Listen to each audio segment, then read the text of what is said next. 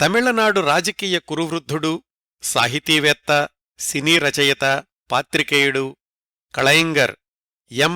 కరుణానిధి గారి గురించిన ప్రత్యేక కార్యక్రమం 8వ భాగం ఈరోజు. గత 7 భాగాల్లో కరుణానిధి గారి వ్యక్తిగత సినీ రాజకీయ జీవితాల్లోని అనేక ఆసక్తికరమైన సంఘటనల గురించి మాట్లాడుకున్నాం.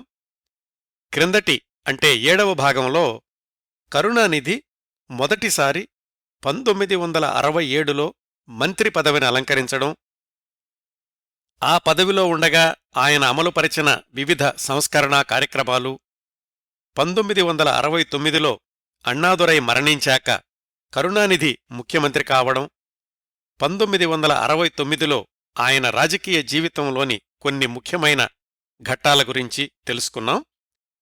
1969లో కేంద్ర ప్రభుత్వంలోని సంక్షోభం, కాంగ్రెస్లోని చీలికల గురించి కూడా ప్రస్తావించుకున్నాం. ప్రస్తుతానికి మన కథనం 1969 పూర్తయి 1970 మొదట్లో ఉన్నామండి. కరుణానిధి వయసు 45 సంవత్సరాలు. ఆయన ముఖ్యమంత్రై 1 సంవత్సరం కావస్తోంది. కేంద్రంలో ఇందిరాగాంధీతో సత్సంబంధాలు కొనసాగించడమే కాకుండా కాంగ్రెస్ పార్టీ చీలిక సందర్భంలో డిఎంకే ఎంపీలందరూ ఇందిరాగాంధీకే మద్దతునిచ్చి కేంద్రంలో ఆమె ప్రభుత్వం నిలబడడానికి సహాయం చేశారు. కేంద్రంలోని కాంగ్రెస్ పార్టీ ప్రకంపనలు అన్ని రాష్ట్రాలను తాకాయి. కాంగ్రెస్ అధికారంలో ఉన్న అన్ని రాష్ట్రాల్లోనూ ఆ పార్టీలో 2 వర్గాలు ఏర్పడ్డాయి. తమిళనాడు కాంగ్రెస్లో కూడా 2 చీలికలు వచ్చాయి. కానీ అధికారంలో ఉన్న డిఎంకే మాత్రం స్థిరంగా చెక్కుచెదరకుండా కొనసాగుతోంది. తరువాతి 2-3 సంవత్సరాల్లో కరుణానిధి రాజకీయ జీవితంలో, డిఎంకే ప్రస్థానంలో ముఖ్యమైన మైలురాళ్లు: 1.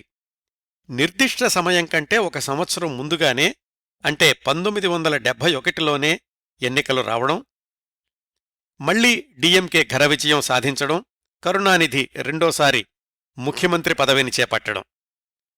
రెండో ఘట్టం చాప కింద నీరులాగా పెద్ద ప్రమాదం లేదులే అనుకుంటూ ప్రారంభమైన కరుణానిధి, ఎంజీఆర్ల మధ్య విభేదాలు తారాస్థాయికి చేరుకుని 1972 అక్టోబర్లో డిఎంకే కూడా నిట్టనిలువుగా చీలి ఎంజీఆర్ నాయకత్వంలో ఏడీఎంకే రూపుదిద్దుకోవడం.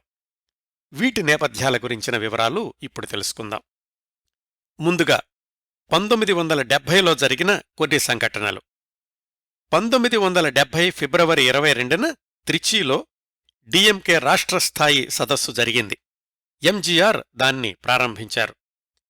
ఒకవైపు సినిమాల్లో తీరిక లేకుండా నటిస్తూనే అన్నాదురై మరణించాక ఎంజీఆర్ డిఎంకే కార్యకలాపాల్లో పాల్గొనడం ఇంకా ఎక్కువైంది.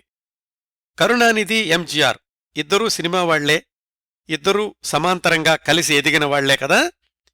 1969లో కరుణానిధి ముఖ్యమంత్రి కావడం వెనకాల కూడా ఎంజీఆర్ కీలకమైన పాత్ర పోషించారు. 1970కి వాళ్ళిద్దరి మధ్య బలమైన బంధమే కొనసాగింది. పాల్గొన్న సభ, ఎజెండా ఏదైనప్పటికీ ఎంజీఆర్ కరుణానిధిని ప్రశంసిస్తూ ఉండేవాళ్లు. ఆయన చేస్తున్న మంచి పనుల గురించి ప్రజలకు పదే పదే గుర్తుచేస్తూ ఉండేవాళ్లు. దానికి తగ్గట్టుగానే కరుణానిధి 1970లో కూడా తాను చేపట్టిన సంస్కరణా కార్యక్రమాల్ని కొనసాగించారు. 1970 మార్చి 31న భూగరిష్ట పరిమితి చట్టానికి సవరణలు తీసుకొచ్చి గరిష్ట పరిమితిని 30 ఎకరాల నుంచి 15 ఎకరాలకు తగ్గించారు. వెనుకబడిన తరగతులకు రిజర్వేషన్లని 25 నుంచి 31%, షెడ్యూలు తరగతుల రిజర్వేషన్లని 16 నుంచి 18% పెంచారు. దాంతో మొత్తం రిజర్వేషన్ల శాతం 49కి చేరుకుంది. ఇంకా కరుణానిధి ప్రభుత్వం అమలుపరిచిన కార్యక్రమాల్లో ముఖ్యమైనవి దివ్యాంగులకు, వితంతువులకు ఆర్థికపరమైన సహాయం అందించడం, మురికివాడల పునర్నిర్మాణం, భిక్షగాళ్లకు పునరావాసం, చేతి రిక్షాల స్థానంలో సైకిల్ రిక్షాల పంపిణీ ఇలాంటివన్నీ. కరుణానిధి ప్రభుత్వం చేసిన ఇంకో ముఖ్యమైన మార్పు దాల్మియాపురం పేరుని అధికారికంగా కాళ్లక్కుడిగా మార్చేయడం. 1970 జులైలో ఎంజీఆర్ దినమణి కదిర్ అనే పత్రికలో పాఠకుల ప్రశ్నలకు సమాధానాలిచ్చే శీర్షికను నిర్వహించారు. దానిలో కరుణానిధిని అన్నాదురైకి రెండవ అవతారం అని ప్రశంసించారు. ఆ సమయంలోనే కరుణానిధి 3 వారాల పాటు యూరోప్ పర్యటనకు కూడా వెళ్లారు. ఆ సందర్భంలో జరిగిన సన్మాన సభలో ఎంజీఆర్ ప్రసంగిస్తూ, కళయింగర్ అన్నాదురై విధానాల్ని కొనసాగించడం ఎంతో ప్రశంసించదగ్గ విషయం. ఆయన విదేశీ పర్యటనలో ఉండి కూడా మంత్రులకు క్రమం తప్పకుండా ఉత్తరాలు వ్రాశారు. కరుణానిధికి అనేక ప్రత్యేకమైన మంచి గుణాలున్నాయి. ఈ రోజుల్లో మనకి కావాల్సిన సరైన నాయకత్వాన్ని కళయింగర్ అందిస్తున్నారు. అయితే డిఎంకే ప్రభుత్వాన్ని, కరుణానిధికి వస్తున్న ప్రజాదరణను చూసి అసూయపడుతున్నవాళ్లు చాలామందున్నారు. పత్రికల్లో కూడా ఒక వర్గం కరుణానిధిని విమర్శించడమే పనిగా పెట్టుకున్నారు. ఇలాంటి వాళ్లని మనం ప్రోత్సహించకూడదు. కళయింగర్ ముఖ్యమంత్రే కాదు, ఆయన డిఎంకేలో సాధారణ కార్యకర్తగా కూడా మనతో కలిసి నడుస్తున్నారు. ఆయనకి వ్యతిరేకంగా జరిగే ఏ చిన్న కుట్రనైనా సరే మనం భగ్నం చేసి తీరాలి అంటూ కరుణానిధిని పొగుడుతూనే ఎక్కడో చిన్న అపస్వరం వినిపిస్తోంది అన్న సూచన ఇచ్చారు ఎంజీఆర్. 1970 సెప్టెంబర్ 9న అవినీతి ఆరోపణలు వచ్చాయి అనే కారణంతోటి తన మంత్రివర్గంలో 3 మంత్రులతోటి రాజీనామా చేయించారు కరుణానిధి. దీన్ని ఎంజీఆర్ కూడా బహిరంగంగా సమర్థించారు. ఎంజీఆర్ కరుణానిధిల మధ్య ఇంత సయోధ్య కొనసాగుతున్న రోజుల్లోనే మొట్టమొదటిసారిగా ఎంజీఆర్ స్వరం కాస్త భిన్నంగా వినిపించినటువంటి సందర్భం మద్యపాన నిషేధం గురించి. అన్నాదురై అధికారంలో ఉండగా చాలామంది ఆయనకు సలహా ఇచ్చారు. మద్యపాన నిషేధం ఎత్తేయండి, ప్రభుత్వ ఖజానాకు చాలా ఆదాయం వస్తుంది అని. ఆయన ససేమిరా వినలేదు. ప్రభుత్వానికి డబ్బులొస్తాయని, ప్రజల ప్రాణాలతో ఆడుకోలేను, ఎట్టి పరిస్థితుల్లోనూ మద్యపాన నిషేధం కొనసాగి తీరుతుంది అని స్పష్టంగా చెప్పారు. అయితే 1970 మధ్యలో కరుణానిధి మద్యపాన నిషేధం తొలగించడానికి సుముఖంగా ఉన్నారు అన్న సంకేతాలు వెలువడ్డాయి. సాధారణంగా కరుణానిధి తీసుకున్న ప్రతి నిర్ణయాన్ని సమర్థించే ఎంజీఆర్ ఈసారి మాత్రం కరుణానిధి ముందరి కాళ్లకు బంధాలు వేశారు. 1970 సెప్టెంబర్ 13న ఒక ప్రకటన విడుదల చేస్తూ, మద్యపానం అనేది ఎంత ప్రమాదకరమో శతాబ్దాలుగా చూస్తున్నాం. దీనిమీద నిషేధం ఎత్తివేయడం అంటే లక్షలాది మందిని వ్యసనపరుల్ని చేసి వాళ్ల ఆరోగ్యాల్ని తాకట్టు పెట్టడమే. కళయింగర్ అలాంటి నిర్ణయం తీసుకోరు అని నా నమ్మకం అన్నారు ఎంజీఆర్. తాను ఇంకా నిర్ణయాన్ని వెలువరించక ముందే ఎంజీఆర్ ఇలాంటి ప్రకటన చేయడం కరుణానిధిని ఇరుకను పెట్టింది, కాని ఆయనేమీ మాట్లాడలేదు అప్పటికి. 1970లో జరిగిన ఇంకో ఆసక్తికరమైన సంఘటన సినిమా రంగానికి సంబంధించిన వార్త. కరుణానిధి, ఎంజీఆర్ మరికొంతమంది కలిసి ప్రారంభించిన మేకలా పిక్చర్స్ నుంచి ఒక సినిమా తర్వాత ఎంజీఆర్ తప్పుకున్నారని, ఆ బ్యానర్లో రూపొందించిన చిత్రాలు అన్నీ పరాజయం పాలయ్యాయని, 1960 తర్వాత ఆ బ్యానర్ మురసోలీ మారన్ పేరుతో కొనసాగిందని, మురసోలీ మారన్ కూడా ఆ బ్యానర్లో వచ్చిన కొన్ని సినిమాలకు దర్శకత్వం చేశారని, అవీ విజయవంతం కాలేదని, ఈ విషయాలన్నీ గత భాగాల్లో తెలుసుకున్నాం కదా. నష్టాల ఊబిలో ఉన్న మేకలా పిక్చర్స్ని గట్టెక్కించడానికి ఎంజీఆర్ ముందుకొచ్చారు. 1970లో ఎంజీఆర్, జయలలిత జంటగా మేకలా పిక్చర్స్ బ్యానర్లో ఎంగల్ తంగం అనే చిత్రం నిర్మాణమై అక్టోబర్లో విడుదలయ్యింది. ఈ సినిమాకి కథ కరుణానిధి సమకూర్చారు. ఆయన ముఖ్యమంత్రి అయ్యాక కథ వ్రాసిన సినిమా ఇదే. దీనికి దర్శకులుగా కృష్ణన్ పంజు అయితే నిర్మాత సంభాషణలు వ్రాసింది కరుణానిధి మేనల్లుడు మురసోలీ మారన్. ఎట్టకేలకు దాదాపు 15 ఏళ్ల ప్రస్థానం తర్వాత మేకలా పిక్చర్స్ బ్యానర్లో ఒక విజయవంతమైన చిత్రం విడుదలయ్యింది. ఎంగల్ తంగం శతదినోత్సవాలు చేసుకోవడంతో పాటు అప్పటి వరకు పేరుకుపోయిన మేకలా పిక్చర్స్ అప్పుల్ని చాలా వరకు తీర్చేసింది. కరుణానిధికి సహాయం చెయ్యాలి అనే ఉద్దేశంతో ఈ సినిమాలో ఎంజీఆర్ పారితోషికం తీసుకోకుండా ఉచితంగా నటించారు అని అప్పట్లోని పత్రికల్లో వచ్చిన వార్తలు. ఎంగల్ తంగం సినిమా ఇంకొక ప్రత్యేకత, తమిళనాడుని పరిపాలించిన 3 ముఖ్యమంత్రులు కరుణానిధి, ఎంజీఆర్, జయలలిత కలిసి పనిచేసిన మొదటి చిత్రం, ఏకైక చిత్రం కూడా. ఇలా గడిచిన 1970 చివర్లో కేంద్రంలోని ఇందిరాగాంధీ ప్రభుత్వం పార్లమెంటును రద్దు చేసి 1 సంవత్సరం ముందుగానే అంటే 1971 మార్చిలో ఎన్నికలకు వెళ్లాలి అని నిర్ణయించుకుంది. రాష్ట్రపతి ఆమోద ముద్ర పడడంతో 1970 డిసెంబర్ 27వ తేదీన ఎన్నికల ప్రకటన వెలువడింది. అప్పటికీ కాంగ్రెస్ శకలాలతోటి సంక్షోభంలో ఉన్న రాష్ట్రాలు కూడా అసెంబ్లీలను రద్దు చేసి పార్లమెంటుతో పాటు ఒకేసారి ఎన్నికలకు వెళ్లడానికి నిర్ణయించుకున్నాయి. కరుణానిధి డిఎంకే ప్రభుత్వం కూడా ఇదే మార్గాన్ని అనుసరించింది. అంటే అంతా సక్రమంగా జరిగితే 1967 నుంచి 5 ఏళ్లకి 1972లో రావాల్సిన సార్వత్రిక ఎన్నికలు ఒక ఏడాది ముందుగానే 1971లో వచ్చేశాయన్నమాట. 1970 ముగించుకుని ఇప్పుడు మనం 1971లోకి ప్రవేశిస్తున్నామండి. ఈ ఎన్నికల్లో తమిళనాడులో ఆసక్తికరమైన సమీకరణాలు చోటు చేసుకున్నాయి. 2 ముక్కలైన కాంగ్రెస్లో ఇందిరాగాంధీ ఆధ్వర్యంలోని కాంగ్రెస్ని కాంగ్రెస్ ఆర్ అని, పాతవాళ్లతోటి కొనసాగుతున్న రెండో వర్గాన్ని కాంగ్రెస్ ఓ అని పిలిచేవాళ్లు. తమిళనాడులోని కాంగ్రెస్ ఓ అంటే పాత కాంగ్రెస్కి కామ్రాజ్ వర్గం నాయకత్వం వహిస్తే, ఇందిరాగాంధీ కాంగ్రెస్ ఆర్కి కాంగ్రెస్ ప్రభుత్వంలోని ఆర్థిక శాఖ మంత్రి సి సుబ్రహ్మణ్యం, మరొక సీనియర్ నాయకుడు భక్తవత్సలం సమన్వయకర్తలు. క్రిందటి ఎన్నికల్లో డిఎంకేతో జతకట్టిన స్వతంత్ర పార్టీ అధ్యక్షుడు రాజాజీ ఈసారి 1971 ఎన్నికల్లో కామ్రాజ్ పక్షాన చేరారు. మరొక మైనారిటీ పార్టీ జనసంఘ్ కూడా కామ్రాజ్కి మద్దతునిచ్చింది. ఇది ఒక కూటమి అయితే, రెండో వైపు అప్పటి వరకు అధికారంలో ఉన్న Karunanidhi DMK, Indira Gandhi Congress, CPI, మరికొన్ని చిన్న చిన్న పార్టీలు. ఇది రెండో కూటమి. 1969లోని కేంద్ర సంక్షోభం రోజుల నుంచి ఇందిరాగాంధీ పక్షాన నిలబడ్డ కరుణానిధి ఈ ఎన్నికల్లో కూడా ఆమె పార్టీని కలుపుకునే వెళ్లాలనుకున్నారు. డిఎంకేకి మూలమైన డీకేకి ఆద్యుడు పెరియారున్నారు కదా, గత ఎలక్షన్లలో ఆయన కామ్రాజ్కి మద్దతునిచ్చాడు. ఆయన రాజాజీకి బద్ధ వ్యతిరేకి. ఈసారి రాజాజీ కామ్రాజ్ పక్షాన ఉన్నాడు కాబట్టి పెరియార్ కరుణానిధి డిఎంకేకి మద్దతునిస్తున్నానని, తన కార్యకర్తలు డిఎంకేకే ఓట్లేస్తారని ప్రకటించాడు. ఈ సమీకరణాల నేపథ్యంలో డిఎంకే, ఇందిరాగాంధీ, కాంగ్రెస్ పార్టీల మధ్య పొత్తుల విషయంలో చర్చలు అనేక రకాల మలుపులు తిరిగాయి. దాదాపు 60 సార్లు జనవరి నెలంతా కూడా ఈ చర్చలు నడిచాయి.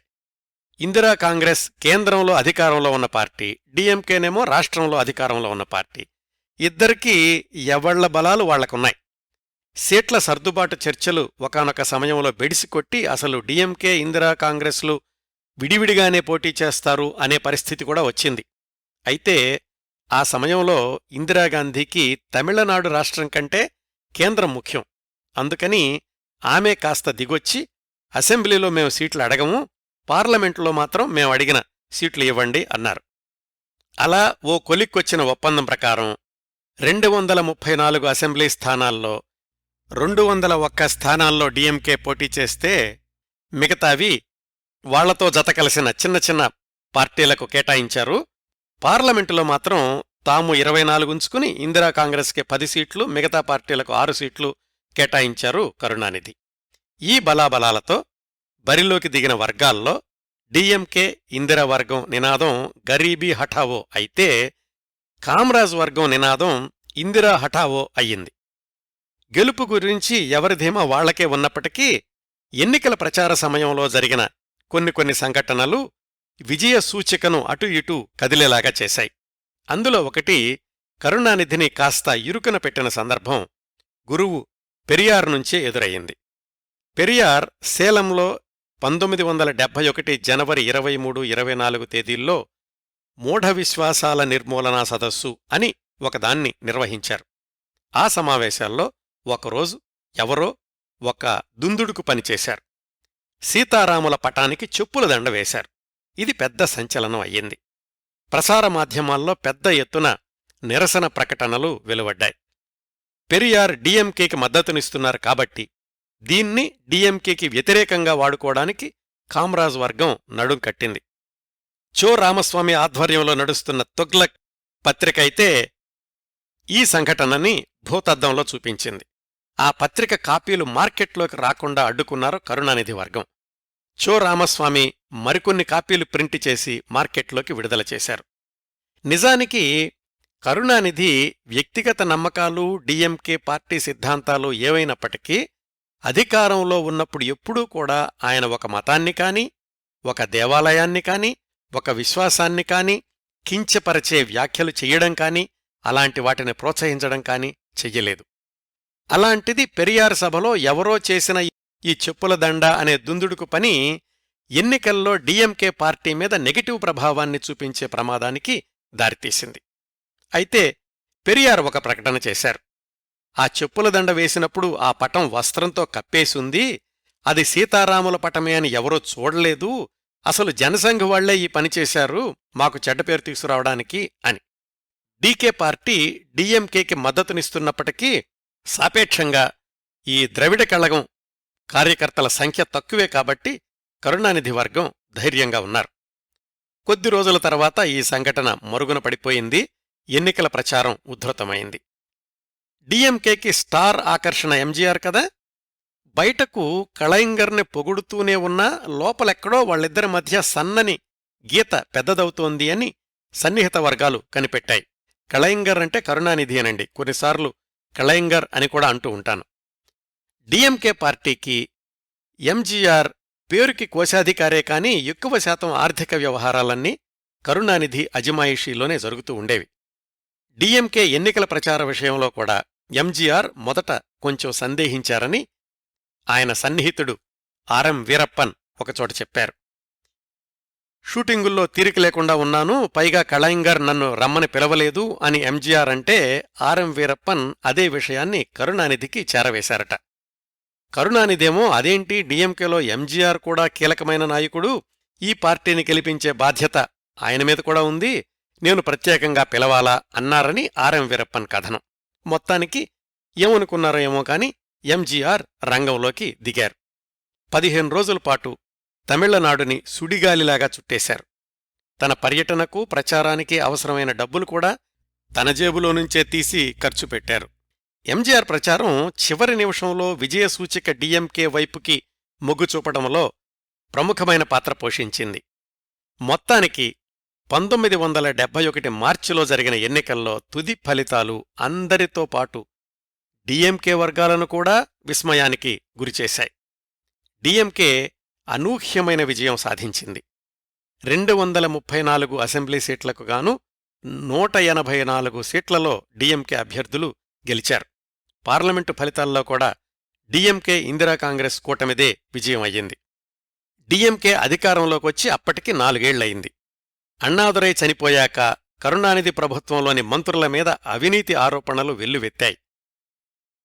కరుణానిధి స్వయంగా అంత క్రిందటి సంవత్సరమే కొంతమంది మంత్రుల దగ్గరనుంచి రాజీనామా తీసుకున్నారు ఈ అవినీతి ఆరోపణలతోటి. అందుకని డిఎంకే విజయం ఒకానొక సందర్భంలో సందేహాస్పదం అనిపించింది. కాని అన్నాదురై మరణం ద్వారా వచ్చినటువంటి సానుభూతి, ఎంజీఆర్ కరుణానిధి ఇద్దరూ కలిసి చేసినటువంటి ఎన్నికల ప్రచారం, ఇవన్నీ కూడా డిఎంకేకి మళ్లీ విజయం సాధించిపెట్టాయి. ఇప్పుడు అంటే 1971 మార్చిలో ఏర్పడబోయేది రెండవ డిఎంకే ప్రభుత్వం. 2 ఏళ్ల క్రిందట అన్నాదురై మరణించినప్పుడు కరుణానిధి నాయకుడిగా ఎన్నికవడం సమయంలో ఏర్పడినన్ని అవరోధాలు ఈసారి లేవు. కరుణానిధినే డిఎంకే నాయకుడు అన్న విషయంలో ఎవ్వరూ వ్యతిరేకించే సాహసం చెయ్యలేదు. అయితే ఈసారి ప్రభుత్వం ఏర్పాటు సమయం నుంచే కరుణానిధి, ఎంజీఆర్ వాళ్ళిద్దరి మధ్య అంతరం పెద్దదవడం మొదలెట్టింది అని పరిశీలకుల అంచనా. ఎలాగంటే ఎన్నికల ఫలితాలు తెలిసే సమయానికి ఎంజీఆర్ మద్రాసులో లేరు. కాశ్మీర్లో ఇదయవీణై అనే సినిమా షూటింగ్లో ఉన్నారు. అక్కడ్నుంచి వెనక్కి వస్తూ ఢిల్లీ నుంచి కరుణానిధికి ఫోన్ చేసి మంత్రుల ఎంపికను నేనొచ్చే వరకు వాయిదా వేయండి అన్నారని ఒక కథనం. దీంతోపాటు తనకు వైద్యశాఖ మంత్రి పదవి కావాలి అని కూడా అడిగారని మరికొంతమంది కథనం. కొంతమంది కథనం అని ఎందుకంటున్నానంటే ఎంజీఆర్ ఆ కథనాలను తర్వాత రోజుల్లో ఖండించారు కాబట్టి. ఇంకా ఆ కథనాల ప్రకారం ఢిల్లీ నుంచి ఎంజీఆర్ మద్రాసు చేరుకునే సమయానికి కరుణానిధి మంత్రివర్గం నిర్ణయమైపోవడమే కాకుండా ఎంజీఆర్కి ఆ మంత్రివర్గంలో స్థానం లేదు. కారణం, కరుణానిధి మిగతా సీనియర్ నాయకులు చర్చించుకుని ఒక మంత్రి సినిమా హీరోగా కూడా కొనసాగడం మంచిది కాదు, ఆయన సినిమాలు మానేస్తానంటే ఆలోచిద్దాం అని అప్పటికీ ఆయనకు మంత్రి పదవి ఇవ్వలేదు. సహజంగానే మద్రాసు చేరుకోగానే ఎంజీఆర్ చాలా నిరుత్సాహానికి గురయ్యారు. మీరు సినిమాలు మానేస్తానంటే చెప్పండి, ఇప్పుడైనా మిమ్మల్ని మంత్రివర్గంలోకి తీసుకోగలను అని కరుణానిధి అన్నారట.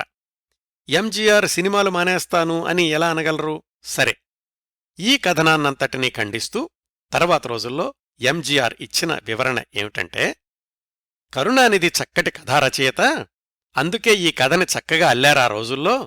నిజానికి నాకు మంత్రి పదవి కావాలి అనుకుంటే అన్నానే అడిగి ఉండేవాణ్ణి. అయినా మంత్రి పదవి, సినీ రంగం ఒకదానికొకటి పొసగవు అనుకుంటే మరి కరుణానిధి సినిమా రచయితగా ఎలా కొనసాగుతున్నారు అని. నిజానిజాలు వాళ్ళిద్దరికే తెలియాలి కానీ ఆ రోజుల్లో ప్రచారమైన వార్తలు అవి. ఏదైతేనేం, ఈ ప్రచ్ఛన్న విభేదాలు మరొక సంవత్సరంన్నర తర్వాత డిఎంకే చీలిక వచ్చేదాకా కొనసాగడం, ఈ మధ్యలో జరిగిన వివిధ సంఘటనలు, అదంతా ఒక పెద్ద హై వోల్టేజ్ పొలిటికల్ డ్రామా. ఈ విశేషాలన్నీ నేను ఇప్పటికే ఎంజీఆర్ గురించిన కార్యక్రమ పరంపర 10వ భాగంలో చెప్పాను. ఆసక్తిగల శ్రోతలు ఆ భాగాన్ని మరోసారి వినగలరు. ఆ భాగాలన్నీ ఎంజీఆర్ కోణంలో ఉంటాయి. ప్రస్తుతం నడుస్తోంది కరుణానిధి కార్యక్రమం కాబట్టి ఆయన రెండోసారి ముఖ్యమంత్రి అయిన దగ్గర్నుంచి మరో ఏడాదిన్నరలో ఎంజీఆర్ బయటకు వెళ్లిపోయేదాకా జరిగిన ఆసక్తికరమైన సంఘటనల్ని కరుణానిధి కోణం నుంచి తెలుసుకుందాం. ముందుకు వెళ్లబోయే ముందు 1-2 విషయాలు గుర్తు చేస్తాను. 1971 ఎన్నికల్లో ఎంజీఆర్ సెంట్ థామస్ మౌంట్ నియోజకవర్గం నుంచి భారీ మెజారిటీతో ఎన్నికయ్యారు. ఆ సమయానికి ఆయన ఒక తమిళ పత్రికలో తన ఆత్మకథ సీరియల్గా వ్రాస్తున్నారు. అయితే ఆ సీరియల్ 1972లో డిఎంకే చీలిక దగ్గర ఆగిపోయింది. అందుకని ఎంజీఆర్ కరుణానిధిల విభేదాల గురించి ఆ తరువాత ఎంజీఆర్ వివిధ సందర్భాల్లో ఇచ్చిన ఇంటర్వ్యూల్లో చెప్పిన విశేషాలలో మాత్రమే లభ్యమవుతున్నాయి. కరుణానిధి మాత్రం ఎంజీఆర్తో తనకొచ్చిన విభేదాల గురించి దాదాపు 5 అధ్యాయాలు వ్రాసుకున్నారు తన ఆత్మకథలో. ఆయన ఆత్మకథ విడుదలయ్యే సమయానికి ఎంజీఆర్ జీవించలేరు కాబట్టి అందులోని నిజానిజాల గురించి బేరీజు వేసేవాళ్లు లేరు. ఎంజీఆర్ సన్నిహితులు, కరుణానిధి సన్నిహితులు ఇచ్చిన ఇంటర్వ్యూల్లో కొంత సమాచారం, కన్నదాసన్ ఆత్మకథలో మరికొంత సమాచారం మాత్రం లభ్యమవుతున్నాయి. వీటన్నింటిలోని సమాచారాన్ని సంక్షిప్తీకరించి మీ ముందుకు తీసుకొచ్చే ప్రయత్నం చేస్తాను. 1971 మార్చి 15న కరుణానిధి ప్రభుత్వం అధికారంలోకి వచ్చాక ఆ సంవత్సరంలో జరిగిన కొన్ని సంఘటనలు చూద్దాం.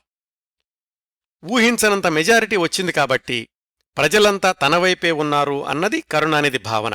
అలా అనుకోవడంలో తప్పులేదు. అదే సమయంలో అసలు మొదటిసారి కరుణానిధిని ముఖ్యమంత్రిని చేసిందే తాను. ఈ 1971 ఎన్నికల్లో డిఎంకే గెలుపుకి తన ప్రచారమే కీలకమైందన్న భావనలో ఎంజీఆర్ ఉన్నారు. దానిలోనూ తప్పులేదు.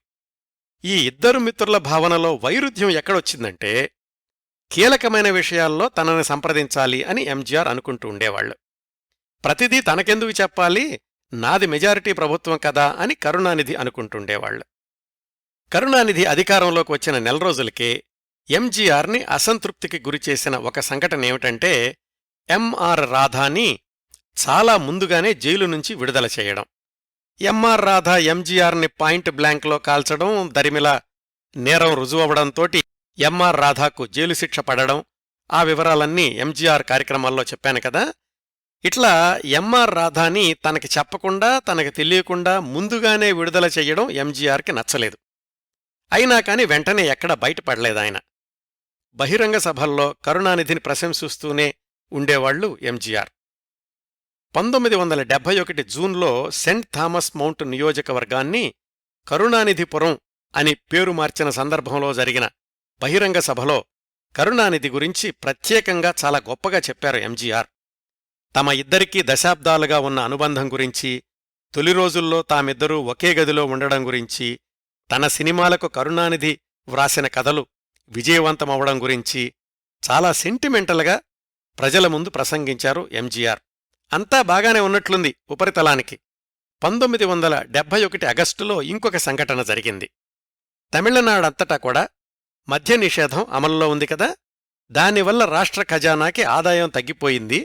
అటు కేంద్రంలో చూస్తేనేమో దేశమంతటా మద్యపాన నిషేధం అనే ఏకరీతి పాలసీ లేదు. అందుకని రాష్ట్రాన్ని ఆర్థిక పరిమితుల్లో నుంచి గట్టెక్కించడానికి మద్యపాన నిషేధాన్ని సడలించడం మంచిది అనే నిర్ణయానికొచ్చారు కరుణానిధి. కోయంబత్తూరులో జరిగిన జనరల్ కౌన్సిల్లో తన నిర్ణయాన్ని ప్రకటించారు కూడా.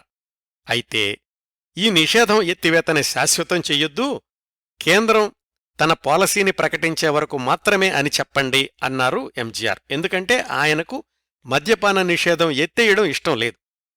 అలాగే మద్యపానం వల్ల కలిగే అనర్థాలని ప్రజల్లోకి తీసుకెళ్లడానికి ఒక కమిటీని ఏర్పాటు చేయాలి అని కూడా సూచించారు ఎంజీఆర్.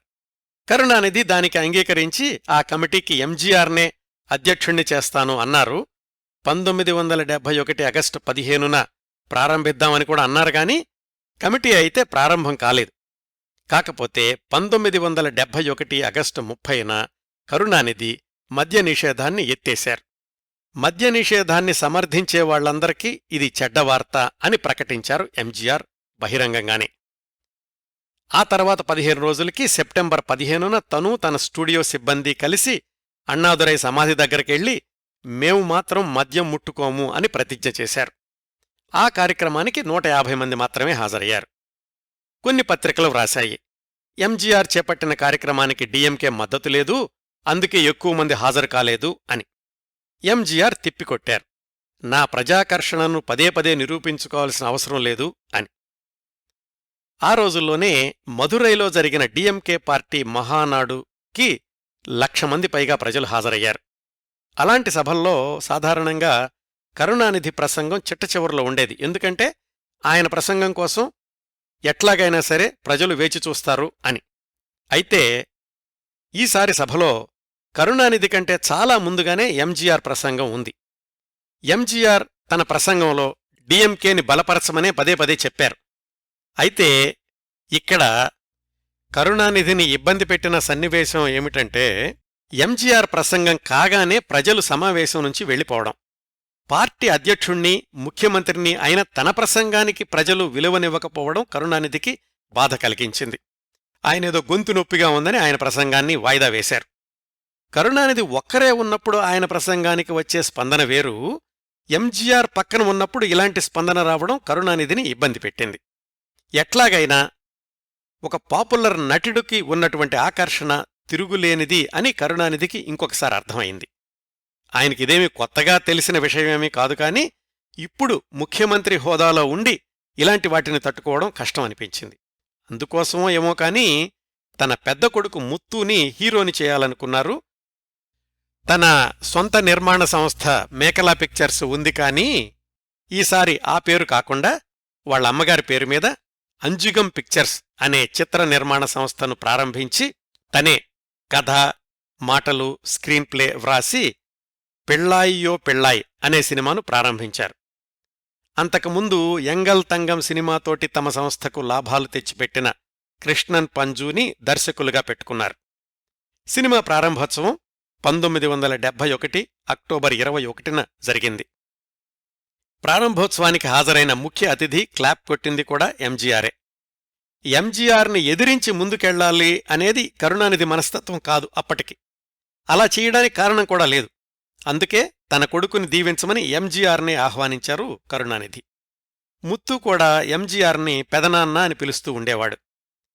అయితే పెద్ద తమాషా ఏమిటంటే ముత్తు వేషధారణ, మేకప్ అంతా కూడా ఎంజీఆర్ లాగే ఉంది. ఆ సందర్భంలో జరిగిన సమావేశంలో ఎంజీఆర్ ప్రసంగిస్తూ, నా ప్రియమిత్రుడి కొడుకు ముత్తు తమిళ సినిమా రంగంలో నిలదొక్కుకోవాలని, మంచి పేరు తెచ్చుకోవాలని కోరుకుంటున్నాను. అయితే తను ఇంక ఎవర్నీ అనుకరించకుండా తనకంటూ ఒక శైలిని ఏర్పరచుకుంటే మంచి భవిష్యత్తు ఉంటుంది అని అన్నారు. ఈ సినిమా నిర్మాణం పూర్తయి విడుదలయ్యేసరికి మరుసటి సంవత్సరం అంటే 1972 జూన్ అయ్యింది. విచిత్రమేమిటంటే ఎంజీఆర్ ఏదైతే చెయ్యొద్దు అని సలహా ఇచ్చారో పెళ్ళాయియో పెళ్ళాయి సినిమాలో ముత్తు సరిగ్గా అదే పని చేశారు. అలాంటి పని చేయించారు దర్శకులు. పాటలు, సన్నివేశాలు, హావభావాలు అన్నింటిలోనూ ఎంజీఆర్నే అనుకరించడానికి ముత్తు శతవిధాలా ప్రయత్నం చేశాడు. పాటలు కూడా ఎంజీఆర్ సినిమాల్లో లాగానే అన్నాన్ని పొగుడుతూ కొన్ని పంక్తులు, వాటిని అన్నాదురై విగ్రహం దగ్గరే చిత్రీకరించడం ఇలా కొనసాగింది. సినిమా విడుదల సందర్భంలో కూడా మదురైలో ముత్తుని బహిరంగంగా ఊరేగించడం అచ్చం ఎంజీఆర్ సినిమాలకి ఎలా ప్రచారం జరిగేదో అలాగే చేశారు. అయితే ప్రేక్షకులు ఆ సినిమాని నిర్ద్వంద్వంగా తిప్పికొట్టారు. మాకు ఒరిజినల్ ఎంజీఆర్ ఉన్నాడు, ఇంకో ఇమిటేషన్ ఎంజీఆర్ అవసరం లేదు అని. ఆ తర్వాత కూడా ముత్తు సినిమా ప్రయాణం సరిగా సాగలేదు. చివర్లో తండ్రితో విభేదించడం లాంటి చాలా నాటకీయ పరిణామాలు జరిగాయి. మనం 1971లో కరుణానిధి ప్రయాణాన్ని కొనసాగిద్దాం. ఆ సంవత్సరంలో రాజకీయంగా కరుణానిధి ఇమేజ్ని పెంచిన ఇంకొక కార్యక్రమం తిరువారూర్ దేవాలయంలో జీర్ణస్థితిలో ఉన్న రథాన్ని పునరుద్ధరించడం, ఆ రథోత్సవం కోసమని రోడ్లన్నీ బాగు చేయించడం. ఇంతకుముందు చెప్పాను, కరుణానిధి వ్యక్తిగతంగా నాస్తికుడే అయినప్పటికీ పరిపాలన విషయం వచ్చేసరికి ఎవరి విశ్వాసాల్ని దెబ్బతీసే పనులు చేసేవాళ్లు కాదు అని. దానిలో భాగంగానే తిరువారూర్ రథాన్ని పునరుద్ధరించడం, చాలా సంవత్సరాల తర్వాత జరిగిన ఆ రథోత్సవంలో తను కూడా పాల్గొనడం. ఆ సందర్భంలో ఆయన అన్నారు, 4 లక్షల రూపాయలతో రోడ్లన్నీ బాగు చేయించింది కేవలం రథోత్సవం కోసమే కాదు, ఇది సంవత్సరానికి ఒక్కసారే జరుగుతుంది. అయితే బాగుపడిన రోడ్లు ప్రజలందరికీ ఏడాది పొడవునా ఉపయోగపడతాయి అని. తరువాత 1971 చివర్లో నవంబర్లో అమెరికాకి వెళ్లారు కరుణానిధి. ఇది రాజకీయ పర్యటన కాదు. ఎప్పుడో కంటికి తగిలిన దెబ్బ విపరీతంగా ఇబ్బంది పెడుతుంటే 1970లో యూరోప్ వెళ్లినప్పుడు లండన్లో వైద్యం చేయించుకున్నారు, కానీ పెద్దగా ఫలితం కనిపించలేదు. అందుకని కంటి వైద్యం కోసం అమెరికా వెళ్లారు. జాన్ హాప్కిన్స్ ఆసుపత్రిలోని వైద్యులు మళ్లీ సర్జరీ చేశారు. ఈసారి ఫలితం కనిపించింది. దాదాపు 17 సంవత్సరాలుగా ఇబ్బంది పెడుతున్న కంటి నొప్పికి పరిష్కారం కనిపించింది. షికాగోలోనూ న్యూయార్క్లోనూ తమిళనుద్దేశించి ప్రసంగించారు. ఇంకా మరికొన్ని నగరాలు సందర్శిద్దామనుకున్నారు, కానీ ఇండియా పాకిస్తాన్ల మధ్య యుద్ధ వాతావరణం తీవ్రతరమవుతుండటంతోటి రాష్ట్రపతి ప్రత్యేక ఉత్తర్వులు జారీ చేయడంతో 1971 డిసెంబర్ 3న వెనక్కొచ్చేశారు కరుణానిధి. ఇలా గడిచిందండి 1971 సంవత్సరం డిఎంకే ప్రస్థానంలోనూ కరుణానిధి రాజకీయ జీవితంలోనూ. ఇంతవరకు ఎంజీఆర్ కరుణానిధిల మధ్య విభేదాలు ఎక్కడా బయటపడలేదు కదా, ప్రచ్ఛన్నంగా కొనసాగుతున్నాయంతే. ఆ విభేదాలు బయటపడి తారాస్థాయికి చేరిన సంఘటనలు అన్నీ కూడా 1972లో జరిగాయి. వీటి గురించి కూడా నేను ఎంజీఆర్ కార్యక్రమాలు 10వ భాగంలో చెప్పాను. కరుణానిధి కోణంలో క్లుప్తంగా తెలుసుకుందాం ఇక్కడ. 1972 జనవరి 17న తంజావూరులో డిఎంకే పార్టీ సమావేశం జరిగింది. దానిలో ఒక ప్రతిపాదన చేశారు. డిఎంకే ప్రభుత్వాన్ని పదే పదే విమర్శిస్తున్న కేంద్ర మంత్రులు కుమారమంగళం, సి. సుబ్రహ్మణ్యం వాళ్ల గురించి లోతుగా ఆలోచించి ఇంకా ఇందిరా కాంగ్రెస్తో సత్సంబంధాలు కొనసాగించాలా వద్దా అనేది నిర్ణయించాలి అని ఒక ప్రతిపాదనొచ్చింది. ఎంజీఆర్ ఈ కార్యక్రమానికి హాజరు కాలేదు. షూటింగుల బిజీలో ఉన్నారా, లేక ఇలాగా ఇందిరా కాంగ్రెస్కి వ్యతిరేకంగా తీర్మానిస్తున్నారు కాబట్టి ఆయన వెళ్లలేదా అనేది కొందరికి అనుమానం వచ్చింది.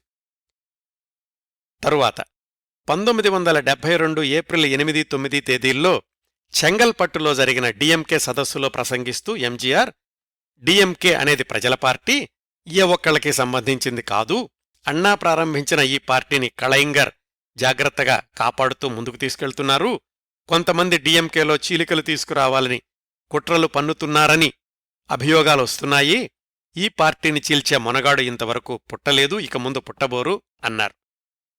ఎంజీఆర్ ఇలా అన్నారని కరుణానిధి తన ఆత్మకథలో వ్రాసుకున్నారు. సహజంగానే ఎంజీఆర్ చేసిన ఆ ఉపన్యాసాన్ని విన్నవాళ్లు ఎవరైనా ఎంజీఆర్ ఆ చీలికకు కారణమవుతారు అని అనుకోరు. కరుణానిధి కూడా అలాగే అనుకున్నారు. అంటే చిన్న చిన్న పొరపొచ్చాలున్నా కానీ ఎంజీఆర్ తననే సమర్థిస్తున్నారు అని. ఆ తరువాత 2 నెలలకే 1972 జూన్లో కరుణానిధి గారబ్బాయి ముత్తు నటించిన తొలి చిత్రం పెళ్ళాయియో పెళ్ళాయి విడుదలయింది. అది పరాజయం పాలైంది. అదొక సంఘటన. 1972లో కథనాన్ని ఇంకొంచెం ముందుకు తీసుకెళ్దాం.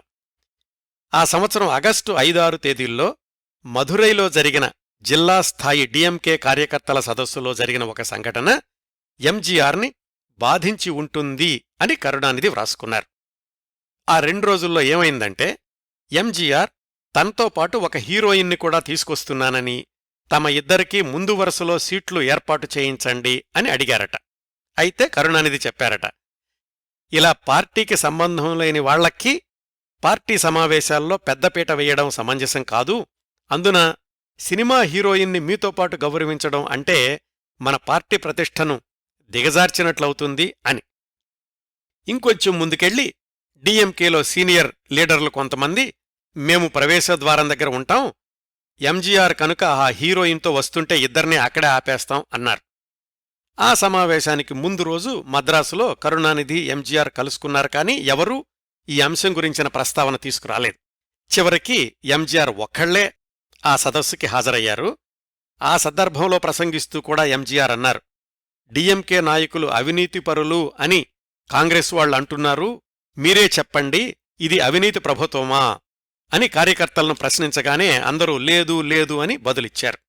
ఇది ప్రజలు ఎన్నుకున్న అవినీతి రహిత ప్రభుత్వం అని మరొకసారి కరుణానిధి నిరాడంబరతను, పార్టీని ఆయన పరిరక్షిస్తున్న విధానాన్ని పొగిడారు ఎంజీఆర్.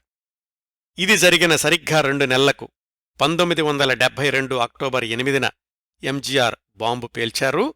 బహిరంగంగా డిఎంకే ఆర్థిక వ్యవహారాల్లో అవకతవకలు జరుగుతున్నాయి అని ప్రజల మధ్య ప్రకటించారు.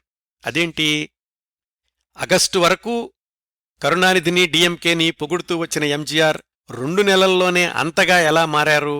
ఏం జరిగింది అంటే, అది ఆ 2 నెలల్లో జరిగిన మార్పు కాదు, తెర వెనకాల కొద్ది నెలలుగా జరుగుతున్న కుట్రల ఫలితం అని అప్పట్లో డీజీపీలుగా పనిచేసిన మోహన్ దాస్, విఆర్ లక్ష్మీనారాయణలు 1990లలో తమిళ పత్రికల్లో వ్రాసిన వ్యాసాల ద్వారా తెలుస్తోంది. ఆ వివరాలు తెలుసుకోవడానికి మన కథనాన్ని కొద్ది నెలలు రివైండ్ చేసి 1972 మొదట్నుంచి జరిగిన ఇంకొక ట్రాక్ గురించి మాట్లాడుకుందాం. ఇది అప్పట్లో బయటకు రాని ట్రాక్ అన్నమాట. 1971 ఎన్నికల్లో కరుణానిధితో కలిసి పనిచేసినప్పటికీ అప్పట్నుంచి ఇందిరాగాంధీకి కరుణానిధి అంటే గుర్రుగా ఉంది. కారణం, సీట్ల సర్దుబాటు విషయంలో కరుణానిధి తన పంతమే నెగ్గించుకోవడం, తరచూ రాష్ట్ర ప్రభుత్వాల హక్కుల గురించి కేంద్ర ప్రభుత్వాన్ని నిలదీయడం, ఒక్కోసారి ఇరుకున పెట్టడం, ఇవన్నీ ఇందిరాగాంధీకి నచ్చలేదు. పైగా తమిళనాడు ఒక్కటే ఒక ద్వీపంలాగా ఉంది. డిఎంకేని తొలిదశలోనే దెబ్బకొట్టకపోతే ఆ తరువాత ఆ ప్రభంజనాన్ని ఆపడం కష్టమవుతుంది. కేంద్రానికి డిఎంకే ఎంపీల మద్దతు అవసరమే, కాని కరుణానిధిని మాత్రం తన చెప్పుచేతల్లోకి తెచ్చుకోవాలి, లేదా వెనకనుంచి ఆయన్ను తొలగించుకోవాలి. ఇది జరగాలంటే డిఎంకేలో చీలిక తీసుకురావాలి. ఎట్లా? ఆ సాహసం చెయ్యగలిగినవాడు ఎంజీఆర్ ఒక్కడే. కాని అతనిక్కూడా డిఎంకే అంటే విపరీతమైన అభిమానం, భక్తి ఉన్నవాడు. అతడిని డిఎంకే చీల్చడానికి ఎలా ఉపయోగించుకోవాలి? ఇవన్నీ ఇందిరాగాంధీ ఆలోచనలు. ఆ డీజీపీలు వ్రాసిన వ్యాసాల ప్రకారం తెరవెనుక జరిగిందేమిటంటే, Indira Gandhi intelligence bureau, enforcement directorate ఇలాంటి కేంద్ర దర్యాప్తు సంస్థల అధికారులందర్నీ పిలిపించి ఎంజీఆర్ని ఎలా లొంగదీసుకోవాలో ప్రణాళిక వేయమని చెప్పారు. మీకు సహాయంగా ఒక సీనియర్ కాంగ్రెస్ నాయకుణ్ణి ఇస్తాను, ఆయన మీరు కలిసి ఎంజీఆర్ని మన చెప్పుచేతల్లోకి తీసుకొచ్చి డిఎంకేని విడగొట్టాలి అని చెప్పారు. ఆ సీనియర్ కాంగ్రెస్ నేత కుమారమంగళం అని కొంతమంది పరిశీలకుల అంచనా. ఎందుకంటే ఆయనే డిఎంకే మీద తరచూ విరుచుకుపడుతూ ఉండేవాడు ఆ రోజుల్లో. అదే సమయంలో ఎంజీఆర్ తన సొంత సినిమా ఉలగం సుట్రం వాలిబన్, తెలుగులో లోకం చుట్టిన వీరుడు, ఆ సినిమా కోసమని విదేశాలకు వెళ్లారు. హాంకాంగు, టోక్యోల్లో చాలా ఖరీదైన హోటళ్లలో ఉన్నారు, ఖరీదైన ప్రదేశాల్లో షూటింగ్ చేశారు. ఇన్ని డబ్బులు ఎంజీఆర్కి ఎలా వచ్చాయి? విదేశమారక ద్రవ్యాన్ని చట్టబద్ధంగానే పొందారా? ఆ రోజుల్లో విదేశమారక ద్రవ్యం మీద చాలా ఆంక్షలున్నాయి. అయినా కాని ఈ భారీ బడ్జెట్ సినిమాకి విదేశీమారక ద్రవ్యం ఎలా సంపాదించగలిగారు ఎంజీఆర్? ఇది ఒక ఆయుధంగా కనిపించింది సెంట్రల్ ఏజెన్సీలకి. రెండోది, ఆ రోజుల్లోనే ఎంజీఆర్ సినిమాలు విపరీతంగా లాభాలు తెచ్చిపెడుతున్నాయి. మరి ఆయన ఎంత పారితోషికం తీసుకుంటున్నాడు? వాటిల్లో ఎంత బ్లాక్ మనీ ఉండుంటుంది? ఇది ఇంకో ఆయుధం కేంద్ర దర్యాప్తు సంస్థలకి. అయితే ఈ ఆయుధాల ఉద్దేశం నిజంగా దర్యాప్తు చేయడం కంటే కూడా ఎంజీఆర్ని లొంగతీసుకుని డిఎంకేలో చీలిక తీసుకురావడమే. కేంద్ర దర్యాప్తు సంస్థల ప్రతినిధులు ఎంజీఆర్ని కలుసుకుని విషయం చెప్పారు. ఇదంతా నిజంగానే ముందుకెళ్తే మీరు ఇన్కమ్ ట్యాక్స్ చాలా కట్టాల్సొస్తుంది, అంతేకాక మీ సినిమాలు ఆగిపోతాయి, మీ వ్యక్తిగత ప్రతిష్ఠ కూడా దెబ్బతింటుంది, వీటిల్లో నుంచి బయటపడాలంటే ఒకటే మార్గం, ఢిల్లీ వెళ్లి అమ్మగారిని కలవండి అని. దరిమిల ఎంజీఆర్ తన లాయర్తోనూ ఆడిటర్తోనూ కలిసి ఢిల్లీ వెళ్లి ఇందిరాగాంధీని కలుసుకున్నారని, దాంతో ఆయన మారిన మనిషై కరుణానిధిని, డిఎంకే ప్రభుత్వాన్ని బహిరంగంగా విమర్శించే స్థాయికి వెళ్లారని, దరిమిల డిఎంకేలో చీలికకు దారితీశారని, ఇవన్నీ కూడా ఆ డీజీపీలిద్దరూ తమ వ్యాసాల్లో వ్రాశారండి. కరుణానిధి తన ఆత్మకథలో మాత్రం ఎంజీఆర్ది డిఎంకేకి వెన్నుపోటు పొడిచే మనస్తత్వం కాదు, ఎవరో ఆయన మనసులో విషబీజాలు నాటారు అని వ్రాసుకున్నారు. ఇదంతా ఆ రోజుల్లో బయటకు రాలేదు కానీ 1972 మొదట్లో ఎంజీఆర్ ఇన్కమ్ ట్యాక్స్ చిక్కుల్లో ఉన్నారు అని ఫీలర్స్ వ్రాశాయి తమిళ పత్రికలు. ఎంజీఆర్ అభిమానులైతే మేమంతా చందాలు వేసుకుంటాం, మీకు ఇన్కమ్ ట్యాక్స్ బాకీలు ఎంతున్నాయో చెప్పండి అని ఎంజీఆర్కి ఉత్తరాలు రాశారు. ఎంజీఆర్ వాళ్లందర్నీ శాంతపరచి, అలాంటి ఇబ్బందులేమీ లేవు, ఉన్నా కాని నేను సర్దుకోగలను, మీరు హైరానా పడకండి అని చెప్పారు. కరుణానిధి తన చివరి సంవత్సరాల్లో అంటే 2015 ప్రాంతాల్లో కూడా ఇచ్చిన ఇంటర్వ్యూల్లో డిఎంకేలో చీలిక అనేది ఖచ్చితంగా ఎంజీఆర్ కావాలని చేసింది కాదు, వెనకాల నుంచి ఎవరో నడిపించిన నాటకం, చేసిన కుట్ర అని చెప్పారు. మొత్తానికి వెనకాల ఏం జరిగిందో కాని అప్పటికి 2 నెలల క్రిందటి వరకు కరుణానిధిని, డిఎంకే ప్రభుత్వాన్ని ప్రశంసిస్తూనే ఉన్న ఎంజీఆర్ 1972 అక్టోబర్ 8న తిరుక్కుళ్ళకుండ్రంలోనూ రాయపేటలోనూ జరిగిన బహిరంగ సభల్లో ఒక్కసారిగా డిఎంకే ప్రభుత్వం మీద విరుచుకుపడ్డారు. 1971 ఎన్నికల్లో విరాళాలు, ఖర్చుల విషయంలో చాలా అవకతవకలు జరిగాయని నా దృష్టికొచ్చింది. డిఎంకే కోశాధికారిగా వీటి గురించి తెలుసుకోవాల్సిన, వీటిని సరిదిద్దాల్సిన బాధ్యత నా మీద ఉంది. ఇప్పుడు అన్నా విగ్రహం దగ్గర్నుంచి వస్తున్నాను, అన్నా అనుమతితోనే మాట్లాడుతున్నాను. ఎంజీఆర్ అంటే డిఎంకే, డిఎంకే అంటే ఎంజీఆర్, డిఎంకేని ప్రక్షాళనం చేయాల్సిన బాధ్యత నాది అని తీవ్రస్వరంతో మాట్లాడారు. అదేమిటి డిఎంకే అంటే మీరే అంటున్నారు, మరి మేం కాదా అన్నారు హాజరైన వాళ్లల్లో కొంతమంది ప్రజలు. ఖచ్చితంగా డిఎంకే అంటే మీరు కూడా, అయితే మీకు ప్రశ్నించే ధైర్యం లేదు, నాకు ఉంది అని బదులిచ్చారు ఎంజీఆర్. ఇంకా ఆ రోజు ఆయన ప్రసంగం సుదీర్ఘంగా సాగింది. దాంట్లో ఆయన డిఎంకేలోని చాలామంది నాయకులు పదవుల్లోకి రాకముందు వాళ్ల ఆస్తుల వివరాలు, పదవిలోకి వచ్చాక వాళ్ల ఆస్తుల వివరాలు చెప్పాలని డిమాండ్ చేశారు. కరుణానిధికి, డిఎంకే నాయకుల్లో చాలామందికి ఎంజీఆర్ చేసిన ఈ బహిరంగ ఉపన్యాసం పెద్ద షాక్నిచ్చింది. ఎంజీఆరేనా ఇలా మాట్లాడుతోంది అని ఆశ్చర్యపోయారు. ఆ మర్నాడు ఎంజీఆర్ పార్టీ నాయకులందరకు నోటీస్ పంపించారు. మర్నాడు అంటే 1972 అక్టోబర్ 10వ తేదీ సాయంకాలం 4 గంటలకు నేను ఆఫీస్కొస్తాను, మీరంతా ఎన్నికల్లో మీరు చేసిన ఖర్చులు, వసూలు చేసిన విరాళాలు వివరాలు నాకందించండి, కోశాధికారిగా నేనడుగుతున్నాను అని. అయితే 10వ తేదీ సాయంకాలం రాకుండానే ఆ రోజు ఉదయమే నెడుంజెళియన్, అంబళగన్ లాంటి నాయకులంతా కరుణానిధి ఇంట్లో సమావేశమయ్యారు. కరుణానిధి ఈ సంక్షోభాన్ని పరిష్కరిద్దాం, ఎంజీఆర్కి కబురు పంపిద్దాం, అంతర్గతంగా సర్దుకుందాం, దీన్ని పెద్దది చెయ్యొద్దు అనే ధోరణిలోనే డిఎంకే పాలక సభ్యులకు నచ్చజెప్పే ప్రయత్నం చేస్తున్నారు. ఆయనకు తెలియకుండానే నెడుంజెళియన్, నటరాజన్లు ప్రెస్కి వార్త పంపించేశారు. ఎంజీఆర్ని పార్టీ నుంచి సస్పెండ్ చేస్తున్నాం, తొందరలోనే క్రమశిక్షణా చర్యలు చేపట్టి తదుపరి నిర్ణయం తీసుకుంటాం అని. ఇది తెలుసుకున్న కరుణానిధి, అయ్యయ్యో ఆపండి, అప్పుడే పంపించేశారా, వార్తను వెనక్కి తీసుకోండి, రాజీ మార్గం ఆలోచిద్దాం అన్నారు. మీరిలాగా నానుస్తారని తెలుసు, అందుకే మేం ప్రెస్కిచ్చేశాము, ఇప్పటికే ఆ వార్త అన్ని సంస్థలకి వెళ్ళిపోయింది అన్నాడు నెడుంజెళియన్. అయినా కాని కరుణానిధి తన రాజీ ప్రయత్నాలు మానలేదు. ఆ తర్వాత 3 రోజులకి అక్టోబర్ 13న కరుణానిధి, మారన్ మాట్లాడుకుని మనోహరన్ అనే డిఎంకే నాయకుణ్ణి ఎంజీఆర్ ఇంటికి పంపించారు రాజీ కోసం. ఎందుకంటే దీన్ని అలుసుగా తీసుకుని కాంగ్రెస్, సిపిఐ వాళ్లు డిఎంకే మీద తిరుగుబాటు చెయ్యడం కరుణానిధికి ఇష్టం లేదు. మనోహరన్ ఎంజీఆర్ ఇంటికెళ్లారు అక్టోబర్ 13న. మనోహరన్ చెప్పిందంతా ప్రశాంతంగా విన్నారు ఎంజీఆర్. ఒకానొక దశలో అపాలజీ ఉత్తరం వ్రాయడానికి కూడా పూనుకున్నారట. కాని హఠాత్తుగా అప్పుడే ఎక్కడ్నుంచో వచ్చిన ఒక ఫోన్ కాల్ మాట్లాడాక, నేను క్షమాపణ చెప్పే ప్రసక్తి లేదు, ఏం చేసుకుంటారో చేసుకోండి అన్నారట ఎంజీఆర్. ఆ ఫోన్ కాల్ కేంద్రంలోని ఇందిరా కాంగ్రెస్ నాయకుల నుంచే అని కొందరి ఊహ.